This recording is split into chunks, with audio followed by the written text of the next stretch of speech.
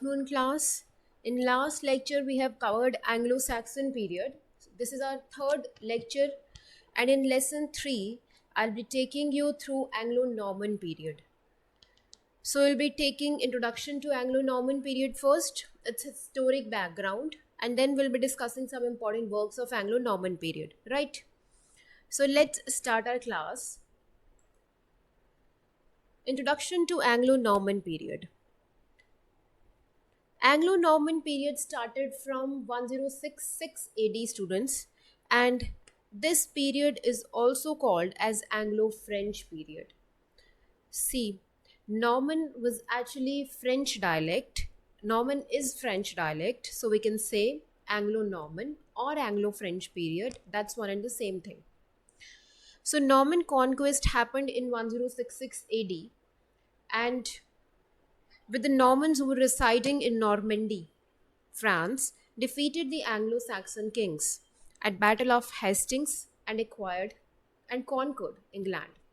So with this, English period got divided into two parts. That's first Anglo-Saxons, which we have already covered in our lecture 1 and lecture 2, and next was Anglo-French, that's we see after 1066 AD. So what happened? Anglo-French became the language of aristocrats, whereas Anglo-Saxon remained to be the language of common people. So during this period, English got vocabulary from both Anglo-Saxons as well as from Anglo-French. And after the Norman conquest, French linguistic influence was seen in England. This language was called Norman French because Norman was a dialect of French. I've already told you this. So moving further, now we see crusades and birth of universities. I'll be explaining both the points in detail. See, what was crusade? In simple terms, you can say that legendary religious zeal of the Normans was exercised in religious wars. And the Pope of the church was responsible for spreading Christianity. And what he did, he asked the Christians to fight against Muslims. He said that we have to fight against the Holy Land, and this Holy Land was same for both Christians and as well as for Muslims. So they considered the same land to be holy, and this war was called Crusades, for which they were fighting for, and the people were called as Crusaders.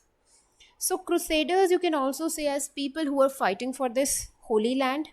And when these Crusaders came back after fighting, they brought classical text with them. And thus we see the birth of universities in this period. And also due to bloodshed, what happened? That people lost complete trust on the church. So this was the time when Reformation was taking place.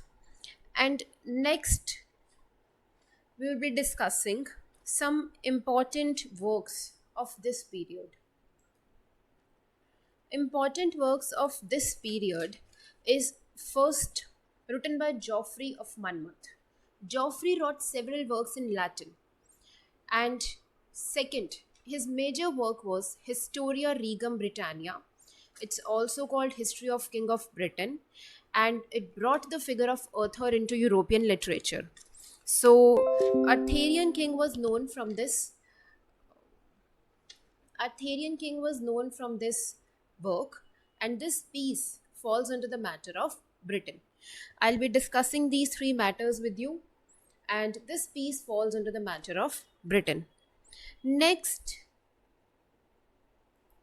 is Vase. He wrote Roman de Brute, and it's written in Norman or French language. Next we see is Layman. Layman's Brut is also known as Chronicle of Britain. Okay, next we see Pearl Poet. See, Pearl Poet is also known as Gawain Poet, and this poet is the author of Sir Gawain and the Green Knight, Pearl, Patience, and Cleanness. So these were the four works of Gawain Poet or Pearl Poet, you can say. Now, talking about these works, I'll be talking about Sir Gawain and the Green Knight first.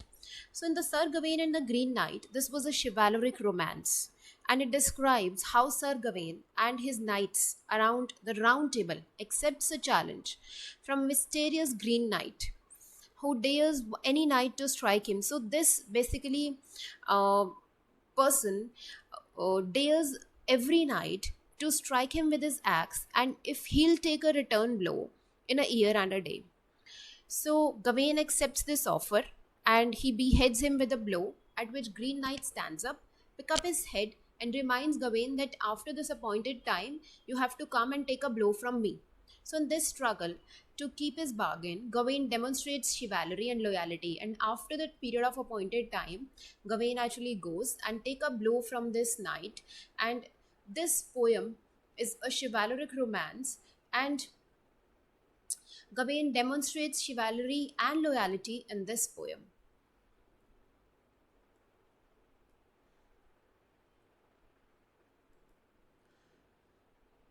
Talking about the next, talking about the next work, which is Pearl.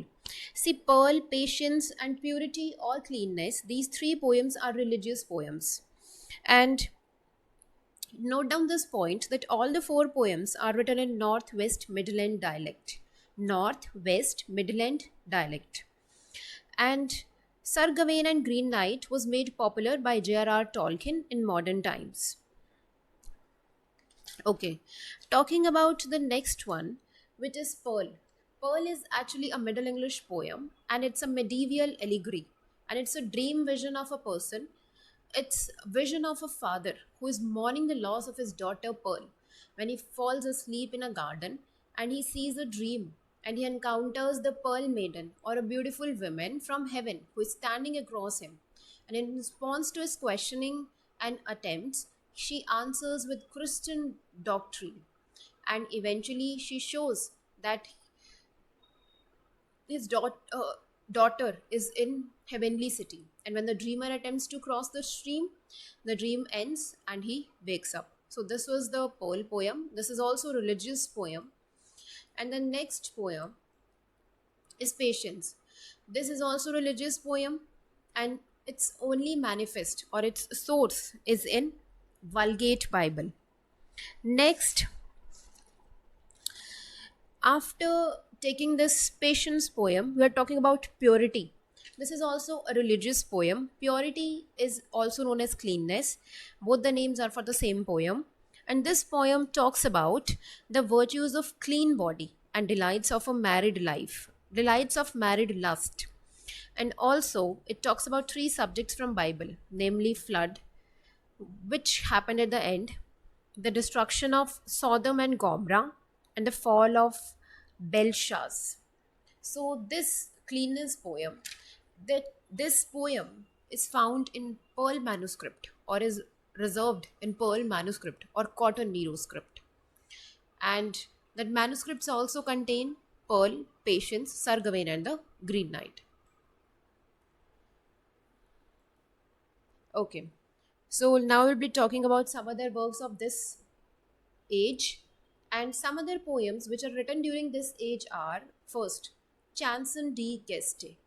It's a medieval narrative, it's an epic poem. And next poem I'll be taking is Owl and the Nightingale. Owl and the Nightingale is Middle English poem dealing with debate between two birds, owl and nightingale, and this poem is written in octasyllabic couplet. You have to remember this. It's written in octasyllabic couplet and is one of the earliest texts to be written in medieval English or Middle English.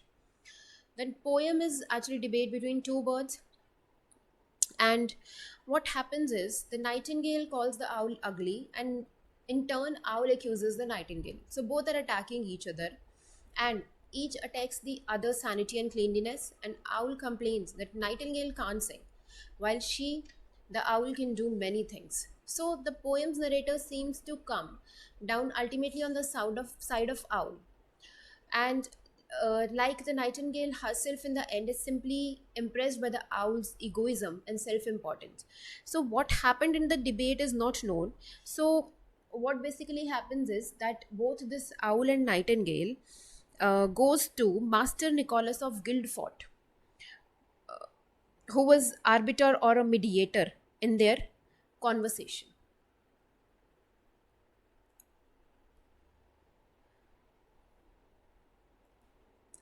Next is Kausar Mandi. Now, Kausar Mandi is translated as runner of the world, and this is also a Middle English historical and religious poem. And this poem uh, is divided in accordance with 7 ages of salvation history. This is divided in accordance with the salvation history, means मोक्ष जो है कैसे प्राप्त किया जाता है. And next work is Ancrene Revle, and Ancrene Revle is also called Guide for Ancres, and this is for female Ancres. This poem is for female Ancres, which is written in 13th century. Now, this work consists of 8 parts. Part 1 and Part 8 deals with what is called outer rule related to Ancres exterior, and Part 2 to 7 deals with inner rule relating to Ancres inner life. Now, this Ancrene Revle is a prose work. Remember, it's a prose work and not a poem. And it is written for 3 ladies who wish to have a religious life without becoming nuns. So these 3 ladies who don't wish to become nun, but they want to lead a religious life. So this is it for today's class, and these were the works of Anglo-Norman period. I hope this was clear to you. In case you face any doubts, feel free to comment down below. Thank you so much for watching the video. In next class, we'll be discussing another